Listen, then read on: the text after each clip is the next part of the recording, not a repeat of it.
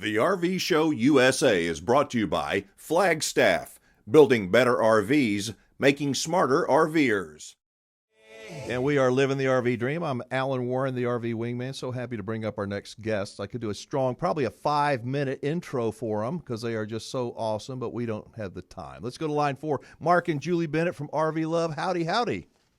Hey, Alan, how you doing? Howdy, great. Alan. It was so nice to be with y'all down here in Texas. You want to tell everybody what you were doing here? Oh, my gosh. We had the best time. We were actually there in a rental RV, and we spent about 2 weeks in Texas, and we went all the way down to the Rio Grande Valley and finished our trip up at your Big Chief RV resort there in Burnett, Texas, which we loved. It was a wonderful way to finish off our trip to Texas, for sure. It was a Great beautiful to see time. you. Yeah. Well, thank you. It was a pretty nice couple of days, even though the weather was a little bit cold. So I know I'm going to go fast in this segment, but Marc, I think that you wanted to visit a little bit to help newbie RVers primarily understand what an RV is and what it isn't. It's not a car. It's not a house. It's kind of both. What do you mean by that? Well, it's kind of both, but kind of neither. You know, and I think it's important to point out because I think a lot of people, their comfort zone when they're trying to buy an RV is based on their presumptions of it being similar to buying a car or buying an RV. And they grow up with cars, they're familiar with them, they have a house or an apartment or whatever, and they think that it's the same thing buying an RV, and it's not, because RVs are far more complicated. And when you buy a new one, it's less likely to be perfect. You know, when you buy a car, it's off of a major production line. Everything's exactly how it should be because they're very automated. RVs are built by hand in low-tech facilities, and there's bound to have a few things that need tightening up or fixing. And then comparing it to a house, you know, people, when they buy a house, they usually require inspections, and you just don't have that in RVs for the most part. And so you need to be more researched than normal. You need to be more research to buy an RV than you do to buy a car or a house. People say, do your homework, but what does that mean? Marc and Julie, what do you say doing your homework is, besides living the RV dream or living the RV life, your book? How do you do your homework, and what do you do? Well, that's a good question, Alan. You know, we've heard people say, well, I did my homework. I read the marketing brochure from the manufacturer, and we're like, that's a place to start, but that's not where you should end it, because the whole job of the marketing brochure is to sell that RV. But, you know, looking for independent sources to do your research. And, of course, when we started out, we were reading blogs, we were, watching YouTube videos, and that's what a lot of people do these days. And that can be a great resource too. But, you know, you need to have a baseline of knowing what information is good information and what to trust. But, you know, there are reports you can buy. There are, great reports, on reviews on RVs that are actually professionally put together. There are great forums, online forums out there, and RV owners groups. There are in so many places you can really dig in deep. And I really would encourage people to dig deeper than just watching YouTube videos, because there can be some good information out there, but some of it's not always so great. You know, you guys have at RV Love, your channel, you've got almost 6 million views, which is just unbelievable. I mean, all you have to do is watch a couple of videos, folks. You'll know why people love these people. But, when it comes to YouTube, there are so many videos that are showing mistakes, and watch me make this mistake and don't do what I did. And what you've told me, Marc, is a lot of those mistakes are avoidable, preventable. Well, and that's true. I mean, if we didn't make a ton of mistakes when we hit the road, I mean, we were really researched. We spent, 6-9 months working major hours at researching and being well informed so that we hit the road feeling prepared. And things like learning what weight capacities are and things and tires and maintenance of your RV, so that you know to avoid some of these things. A lot of these things that happen to people are, I guess, sometimes self-inflicted by not doing things correctly.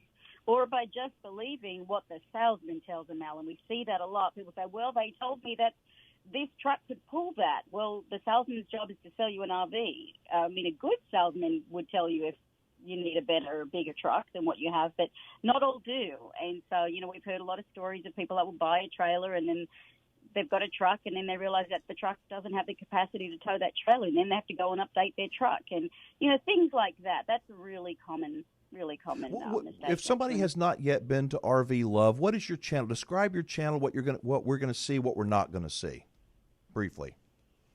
But when you're talking about YouTube channels, yeah, YouTube. We do like to share the realities of life on the road. And, it's not all sunshine and rainbows, but it's not all breakdowns and issues either. We fall somewhere in between. I mean, for the most part, life's good. And, things happen. We've had breakdowns and repairs. We've been towed, that kind of a thing. But, we always have a plan. We have a backup plan. We have, we deal with it. So I think one thing people will really get from our channel, Alan, is anyone that knows us knows we've got a really positive attitude to life. So whether you're in an RV or in a regular stick and bricks, it's how you deal with it. That is a big part of the equation here. And, we have things in place. If something goes wrong, we've got good roadside assistance. When we started out with the first RV, we had an extended warranty. These things are things that can help mitigate a lot of the issues. But I think attitude is a big part of it. And keeping a sense of humor sometimes getting you through these things as well. And that's what people really find is, your attitude goes a long way in having an impact on the experience you're going to have. Now, you do a lot more than just make YouTube videos. You're also educators. Briefly, tell us what you do. What do you teach, and how do you do it? Well, and I think it starts with we are actually the first people to build an online school for RVers. We built that back in 2017, and it's called RV Success School. And since then, we've also the only people who have a book by a major publisher, Living the RV Life, the book. And we just love educating people. That's been a real passion for us to help ease the transition for other people behind, to make it an easier transition into the lifestyle, because we just love this lifestyle so much. And if you do it right, it can be just great. And there's not just one way to RV. So really sharing stories, not just from our perspective, but many other people out there on the road from different ages, different life stages, different budgets, different ways to RV, because that's one of the great things about the life is you can do it any which way you want. And just to open people's minds, I think, to different ways that you can do it. I know this is a really short segment, but I want to thank you both for something. This may sound kind of odd, but one of the things that draws me and makes to RV Love and makes y'all so special to me is that you keep everything so positive. And Julie, you mentioned that a second ago. You're not bad mouthing. Your videos are nice. They're classy. Everything you do has, like I said, it's got a lot of class. It's just solid, good, helpful information. I appreciate that a lot. Well, thank you. That's very kind of you to say, Alan. We sure do appreciate that. We put a lot of time and effort into making sure that the information that we put out there is accurate.